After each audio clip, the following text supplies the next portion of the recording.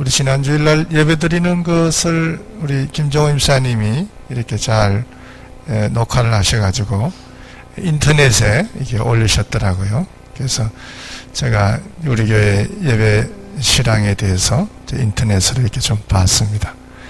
참 보면서 우리 교회가 굉장히 큰 교회구나.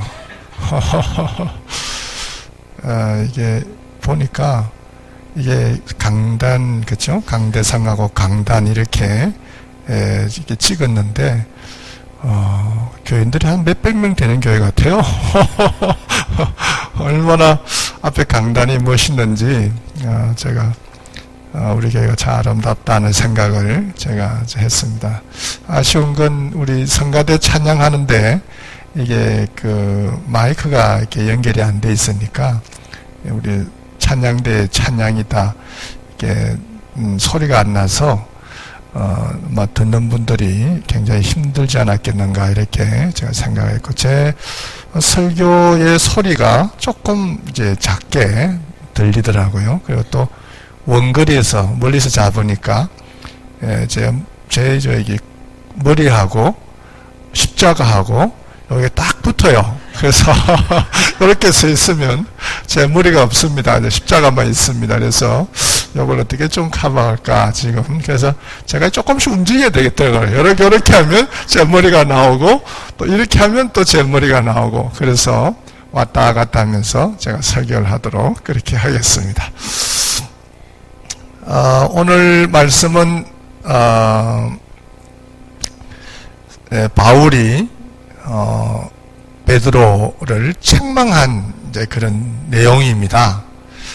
사실 베드로 그러면 예수님의 12제자 중에 수제자로서 감히 누가 베드로를 책망하고 뭐 비판하고 뭐 이럴 수 있는 그런 대상은 아니에요. 초대 교황을 지낸 사람으로 절대적인 권위를 가진 베드로인데, 사도 바울이 베드로를 책망합니다. 왜 베드로를 책망했을까? 감히 정말 베드로를 책망할 만한 그런 위치에 있는가? 이런 것도 우리가 한번 생각하게 되는데, 뭐 어떤 경우에서는 좀 바울이 베드로를 책망했다라고 하는 것을 강조한 것이 어쩌면 나도 교회 안에서 이 정도 좀 입김을, 이 정도 힘을 지닌 사람이다, 이렇게 좀 하고 싶었던 그런 의도도 뭐 없지 않아 있지 않았겠는가도 생각해 볼 수 있어요. 왜냐하면 지난번에 말씀을 드렸듯이 베드로가 바울이 12명의 제자가 아니었기 때문에 그 사도권에 대해서 위협을 받았다. 당신 12제자도 아닌데 누가 당신을 사도로 세웠느냐, 이렇게 사람들이 얘기를 했기 때문에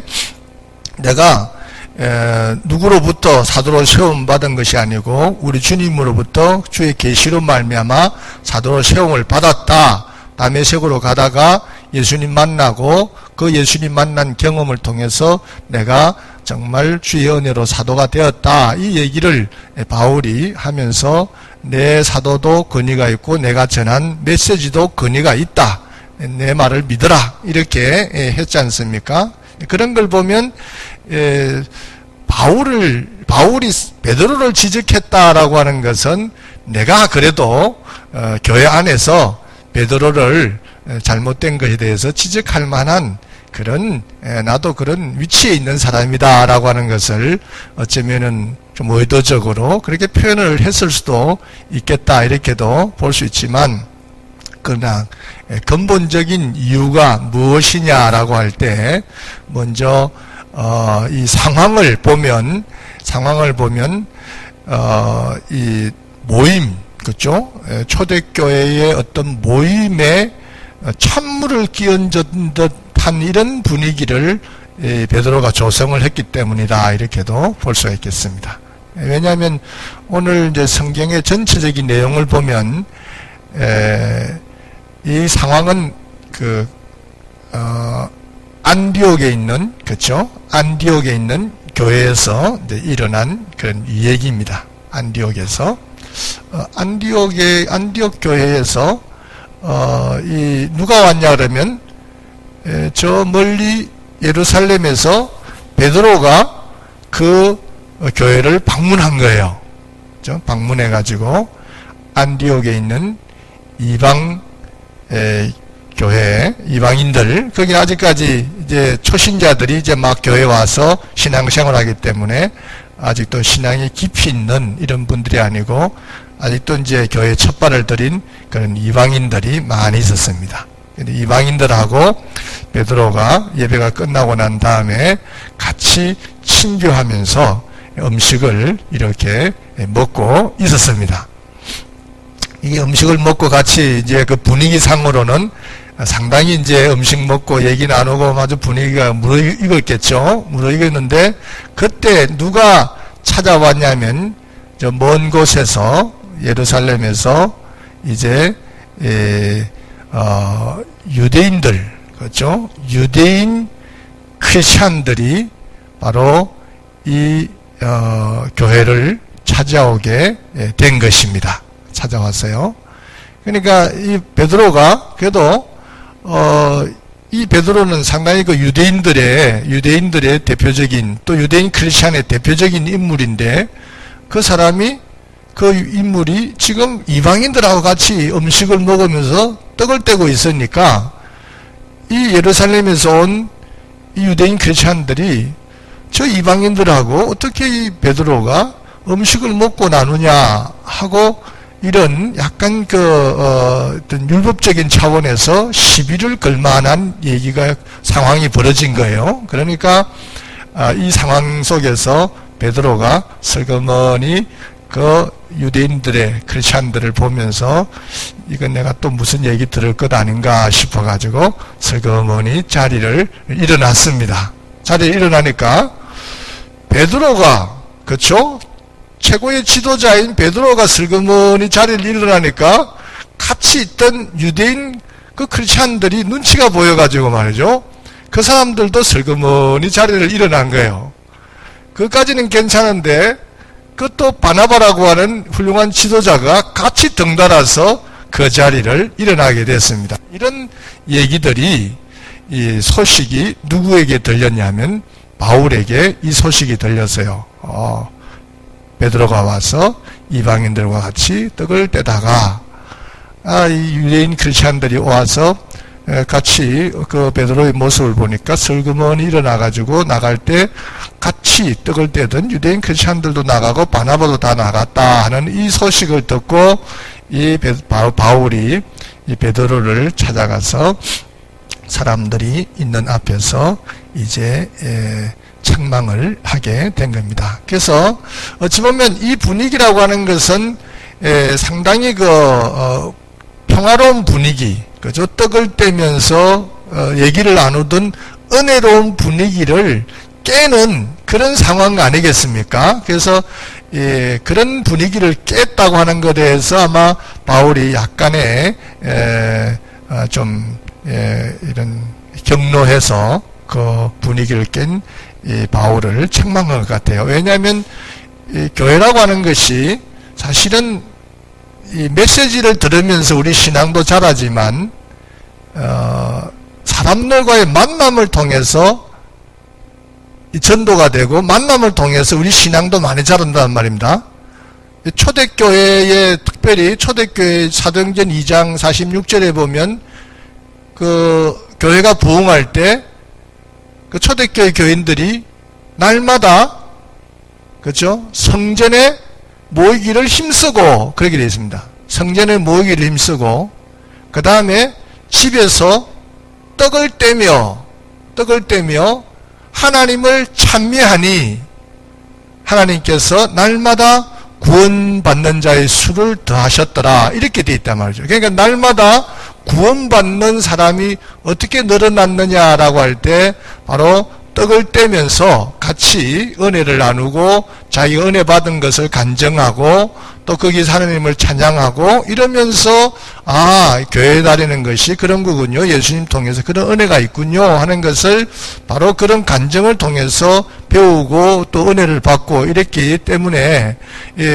초대교회의 그 부흥의 그 원리, 교회 성장의 원리가 바로 그런 예배를 또 드리기를 절개하고 이런 하나님께 모여서 떡을 떼고 하는 이것이 교회의 부흥의 그 원리였기 때문에 바울이 볼 때는 이런 귀중한 아직도 예수님을 알지 못하던 사람들이 이 교회에 와서 이제 주님을 영접하고 이제 이렇게 예수님에 대해서 12제자 중에 이 수제자인 베드로를 통해서 예수님이 어떤 분이셨는지를 듣고 이런 아름다운 자리에서 그 눈치 보여서 유대인들 예루살렘에서 온 그 유대인 크리스찬들이 보고 슬그머니 자리를 뜬 것은 친교의 공동체의 모습을 흐트리는 것이 아니냐, 그것을 조금 붕괴해서 바울이 베드로에게 지금 책망을 하는 겁니다. 그래서 상당히 중요한 것은 교회는 친교, 그죠? 이 친교라고 하는 것, 함께 떡을 떼고 서로 교제하는 이 친교라고 하는 것이 교회에서는 상당히 중요하다고 하는 것을 여러분들이 기억하시고, 여러분들 예배 끝나고 나면 이 친교실에 가서 친교하는 것도 예배의 한 부분입니다. 그렇게 아시고, 예배가 아직 안 끝났어요. 여러분들 모든 분들이 다 식사하고 인사를 나누는 그 시간이 예배가 끝나는 시간이다, 그렇게 생각하시고 친교도 예배의 한 부분이다, 그렇게 여러분들이 생각하면서 친교를 나누시기를 바랍니다. 또 그 자리에 보면 새로 오신 분들, 그렇죠? 새로 오신 분들이 낯설지 않도록, 서먹서먹하지 않도록 여러분들이 또 그런 분들에게 따뜻한 얘기를 나누고 또 살아온 지난 시간을 물으면서 또 위로를 해줄 수 있는 것, 함께 도움을 줄 수 있는 것들을 도우면서 그렇게 가는 것이 아름다운 우리 신앙 공동체의 모습이다, 그렇게 보겠습니다. 베드로가 그런 아름다운 그런 모습을 유지하다가 벌떡 일어남으로 말미암아 주변 사람들이 같이 일어나면서 그 아름다운 친교의 공동체의 모습을 깨뜨렸기 때문에 교회가 어떻게 해서 부흥하는데, 이 이방인 교회가 어떻게 해서 이 자리를 잡아가는데, 그 수제자가 또 이 교회의 책임적인 지도자가 그런 모습을 하고 있느냐 해서 이제 베드로가 책망을 지금 이제 받고 있는 것이죠. 아름다운 친교 공동체의 그 모습을 깨뜨리기 때문에 바울이 좀 붕괴했다, 이렇게도 볼 수 있고, 그 다음에 우리가 또 하나 생각해 볼 수 있는 것은 이 복음적인, 그렇죠? 복음적인 삶의 능력, 그렇죠? 복음적인 삶의 능력을 이 베드로가 부인을 했기 때문이다. 복음적인 그 삶의 능력, 우리 이 교회의 삶의 능력은 어떤 그 행함, 그렇죠? 율법적인 행함, 이런 것들을 통해서 나타나는 것은 아니다, 이렇게 보겠습니다. 율법적인 행위에서가 아니라 주님의 은혜로, 그렇죠? 우리가 주님을 믿는 그 믿음 안에서 우리의 삶이, 이 크리스찬의 삶이 형성되는 것이지 어떤 율법을 지키는 행함에 있지는 않은 것입니다. 그러니까 이 베드로가 이방인들하고 할례받지 못한 사람들하고 떡을 뗀다고 하는 것이, 이것이 이 유대인들의 사고로 보면 이방인들하고 같이, 할례받지 못한 백성들하고 같이 마주 앉아서 떡을 떼는 것은 상당히 비판받을 일이거든요. 그러니까 이 복음의 능력이라고 하는 것이 그런 곳에 있지 않고 정말 주님을 믿는 그 믿음 안에서 우리가 감사하고 감격하며 살아가는 여기에 있는데, 그것을 무시한 채 지금 율법의 행위를 생각하면서 할례받은 유대인들을 의식하면서 자리를 슬그머니 일어난 이것이 기독교적인 복음에 벗어난 일이다 라고 생각해서 바울이 베드로를 이제 책망하게 되었던 것입니다. 또 하나 우리가 생각해 볼 수 있다고 한다면, 이 기독교의 그 아주 중심 사상은 칭의, 그죠? 어렵다고 칭함받는, 이것이 기독교의 중심 사상이에요. 어렵다고 인정받는 것, 그렇죠? 예. 이 칭의의 사상, 칭의의 교리에 있어서 상당히 베드로가 좀 위배된 그런 행동을 했습니다. 예. 어렵게 되는 것, 그렇죠? 이 칭의라고 하는 것은 하나님의 은혜로 말미암아 우리는 어렵게 되는 것이죠. 결코 우리의 어떤 행동으로 어렵게 되기는 사실 어렵습니다. 율법이라고 하는 것은 무엇을 하라, 어떻게 해라, 또 뭘 하지 말라, 이런 것들이 율법의 어떤 가르침입니다.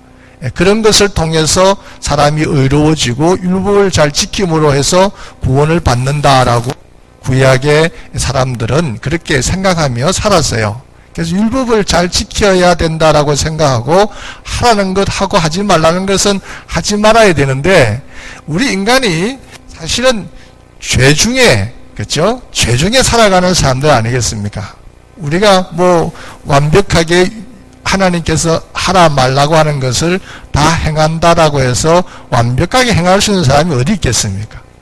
우리는 죄 중에 살아가는 사람이기 때문에 우리는 완전할 수가 없어요. 오히려 무엇을 하라라고 하는 것, 하지 말라고 하는 것 때문에 우리는 어쩌면 더 많은 죄의식을 가지고 그렇게 살아가고, 또 우리는 그런 것을 지킨다라고 얘기하면서 어쩌면 위선적인 우리는 삶을 살아가는 그런 사람이 될 수밖에 없는 겁니다. 그래서 완벽하게 율법을 행한다고 하는 것은 사실 어렵습니다. 그것을 통해서 우리가 의롭다, 의로운 사람이다, 이렇게 하나님으로부터 인정받을 사람은 우리 아무도 없는 거예요. 그냥 우리가 의로워질 수 있는 것은 하나님의 은혜로, 주님의 은혜로 우리가 되는 겁니다. 로마서 1장 3장 23절의 말씀을 제가 잠깐 읽어드리도록 하겠습니다. 로마서 3장 23절에 보면 이렇게 기록이 되어 있습니다. 모든 사람이 죄를 범하였음에 하나님의 영광에 이르지 못하더니 그리스도 예수 안에 있는 구속으로 말미암아 하나님의 은혜로 값없이 의롭다 하심을 얻은 자 되었느니라. 우리는 다 죄를 범해서 하나님의 영광에 이르지 못하지만 예수 그리스도의 구속으로 말미암아 하나님의 은혜로 우리가 값없이 의롭다 하심을 얻게 되었다라고 하는 거죠. 그래서 어렵게 되는 것은 예수 그리스도의 은혜요, 또 예수 그리스도를 믿음으로 말미암아 우리가 어렵게 되는 겁니다. 로마서 3장 23절 그 이후에 25절 26절에 보면 또 이렇게 되어 있습니다. 이 예수를 하나님이 그의 피로 인하여 믿음으로 말미암는 화목제물로 세우셨으니 자기의 의로우심을 나타내사 자기도 의로우시며 또한 예수님을 믿는 자를 어렵게 하려 하심이라. 그러니까 우리의 의로움은 바로 이 예수 그리스도의 은혜로 말미암아서 그의 피 흘리심으로 말미암아 되는 겁니다. 이 칭의라고 하는 거, 어렵다고 인정받는 것은 법정 용어라. 그죠?